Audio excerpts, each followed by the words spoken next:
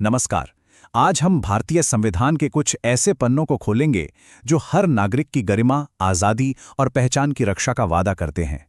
ये सिर्फ लिखे हुए कानून नहीं हैं, बल्कि ये एक ऐसे समाज की नींव है जहां हर कोई सम्मान से जी सके। जरा एक पल के लिए इस स्थिति के बारे में सोचिए। किसी इंसान को उसकी मर्जी के खिलाफ काम करने के लिए मजबूर किया जा रहा है, या उसे किसी सामान की तरह खरीदा या बेचा जा रहा है। ये सोचना भी कितना भयानक लगता है ना? ये किसी भी इंसान के वजूद को, उसकी आत्मा को कुचलने जैसा है। और हमारा संविधान इसी अन्याय के खिलाफ एक मजबूत ढाल बनकर खड़ा होता है। और यही आज के हमारे इस पूरे विश्लेषण का केंद्र है।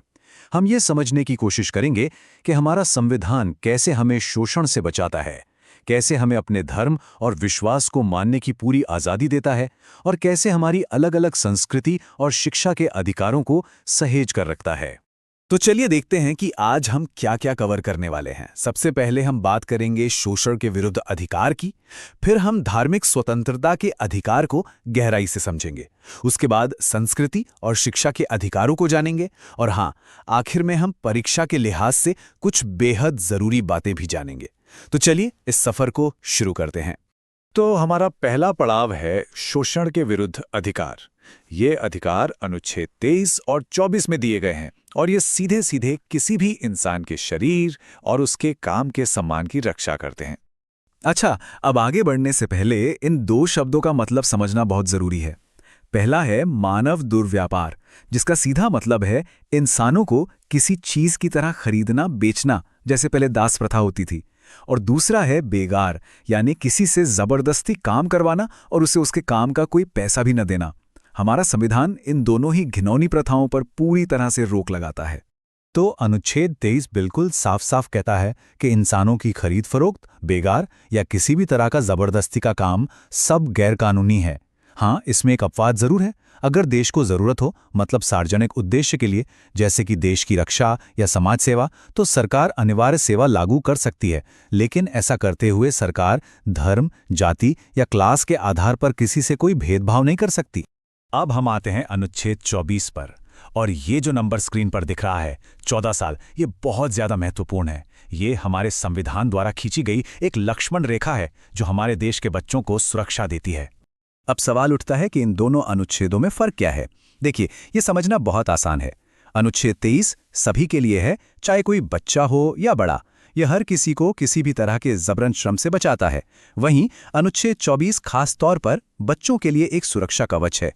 ये 14 साल से कम उम्र के बच्चों को किसी भी फैक्ट्री, खदान या किसी दूसरे खतरनाक काम में लगाए जाने पर पूरी तरह से रोक लगाता है। तो ये तो हुई शरीर और श्रम की सुरक्षा की बात। अब हम उस अधिकार की ओर बढ़ते हैं जो हमारी आत्मा, हमारी अंतरात्मा और हमारे विश्वास की रक्षा करता है। जी हाँ, हम बात कर रहे हैं धार्मिक स्वतंत्रता के अधिकार की। ये अनुच्छेद 25 से लेकर 28 तक में दिए गए हैं, और सच कहूं तो ये हमारे देश की विविधता में एकता की आत्मा है। अनुच्छेद 25 हर एक इंसान को 3 तरह की आज़ादी देता है। पहली, अपने धर्म और अपनी आस्था को बिना डरे मानने और बताने का अधिकार। दूसरी, अपने धर्म के रीति रिवाजों और पूजा पाठ को करने का अधिकार। और तीसरी, शांति से अपने धर्म की शिक्षाओं का प्रसार करने का अधिकार। लेकिन हाँ, इसमें जबरदस्ती धर्म बदलवाना बिल्कुल शामिल नहीं है। लेकिन एक बात यहां समझना बहुत जरूरी है, कोई भी मौलिक अधिकार असीमित नहीं होता। अगर आपकी आज़ादी से समाज में कोई गड़बड़ी हो रही हो या किसी और के स्वास्थ्य या अधिकारों का हनन हो रहा हो, तो सरकार इस स्वतंत्रता पर भी कुछ वाजिब रोक लगा सकती है। मतलब पब्लिक ऑर्डर, नैतिकता और स्वास्थ्य को ध्यान में रखना जरूरी है।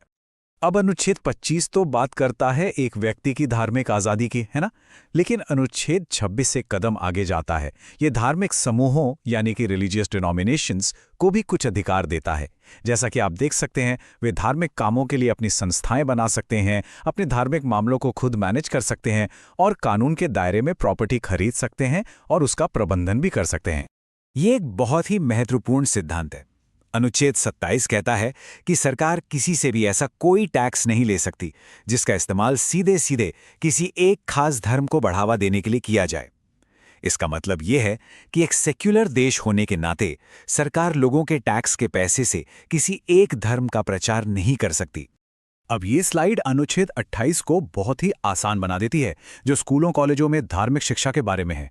देखिए, जो संस्थान पूरी तरह से सरकारी पैसे से चलते हैं, वहाँ कोई धार्मिक शिक्षा नहीं दी जा सकती। लेकिन अगर कोई संस्थान किसी ऐसे ट्रस्ट ने बनाया है जिसके नियमों में धार्मिक शिक्षा देना अनिवार्य है, तो वहाँ इसकी इजाज़त है।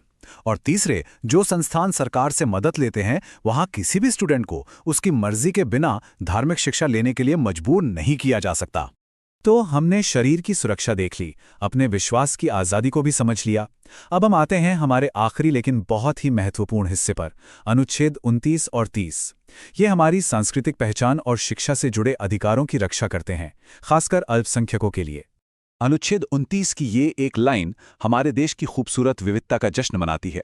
इसका सीधा सा मतलब है कि भारत में रहने वाले किसी भी समुदाय की अगर अपनी कोई खास भाषा है, लिखने की कोई खास लिपि है या उनकी अपनी कोई संस्कृति है, तो उन्हें उसे बचाने और आगे बढ़ाने का पूरा पूरा अधिकार है। तो अनुच्छेद 29 और 30 मिलकर माइनॉरिटीज को, और हाँ, यहाँ माइनॉरिटीज का मतलब सिर्फ धार्मिक नहीं, भाषाई भी है, कुछ बहुत खास अधिकार देते हैं। जैसे वो अपनी भाषा और संस्कृति को बचा सकते हैं, अपनी पसंद के स्कूल कॉलेज खोल सकते हैं और उन्हें चला सकते हैं, और सरकारी मदद वाले संस्थानों में उनके साथ एडमिशन में कोई भेदभाव नहीं हो सकता। चलिए अब फटाफट से कुछ ऐसे पॉइंट्स देख लेते हैं जो एग्जाम के लिहाज से बहुत ज़रूरी हैं। ये आपको याद रखने ही रखने हैं। इन पॉइंट्स को बिल्कुल रट लीजिए। पहला, अनुच्छेद 23 बेगार यानी बिना पैसे के जबरन काम पर रोक लगाता है। दूसरा, अनुच्छेद 24 में बच्चों के लिए उम्र की सीमा 14 साल है।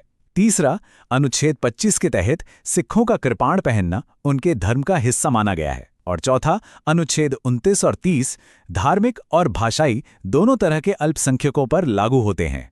तो दोस्तों, ये था अनुच्छेद 23 से 30 तक का हमारा सफर। पर आखिर में सवाल ये उठता है कि ये सब अधिकार हमारे लिए असल में मायने क्या रखते हैं। देखिए, ये अधिकार सिर्फ किताबों में लिखे कुछ शब्द नहीं हैं। ये उस भारत की बुनियाद हैं जिसका सपना हमारे संविधान बनाने वालों ने देखा था। एक ऐसा भारत जहां हर इंसान शोषण से आज़ाद हो, हर किसी को अपने विश्वास को मानने की आज़ादी हो और हर कोई अपनी अलग पहचान पर गर्व कर सके।